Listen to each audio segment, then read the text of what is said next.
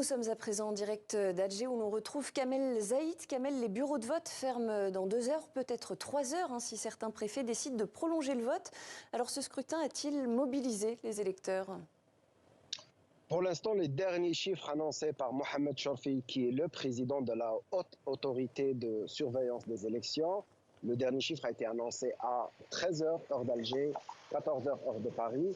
Il est de 13,11% pour le territoire national et de 16,18% pour la communauté algérienne établie à l'étranger. Le chiffre de la participation, le taux de participation a progressé par rapport aux premières heures de ce scrutin. Aux alentours de 10 heures, il était de 4%. Là, il est à 13% à 13 heures. Il reste à peu près 2 heures pour la fermeture des bureaux de vote. Comme tu l'as bien dit, comme vous l'avez bien dit, les préfets peuvent éventuellement prolonger le vote d'1 heure supplémentaire.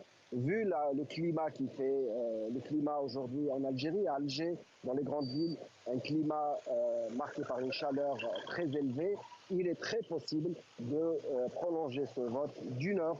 Comme ça va peut-être permettre aux gens qui ont été empêchés par les conditions climatiques d'aller voter, de se diriger vers les centres de vote. Et alors Kamel, pour parler du reste du pays, on sait que la Kabylie a longtemps boycotté les élections. Est-ce que c'est toujours le cas ou vous avez le sentiment que la situation est en train de changer aujourd'hui ?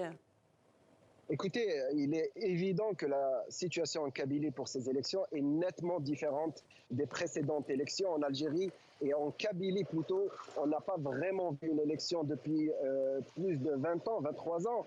Et pour la première fois, la campagne s'est déroulée dans un climat plutôt calme. Et le jour de vote, les gens se sont dirigés quand même vers les bureaux de vote. Il y avait un certain engouement pour ces élections. Il n'y avait ni des appels de boycott, ni des menaces pour les gens qui vont au bureau de vote, contrairement aux précédentes élections, ce qui annonce un nouveau souffle pour la Kabylie, pour la région, qui a vu peut-être en la candidature de Youssef Aouchiche, le président ou le candidat du FFS comme un regain, comme un nouveau souffle, un nouveau espoir pour la région et pour le pays.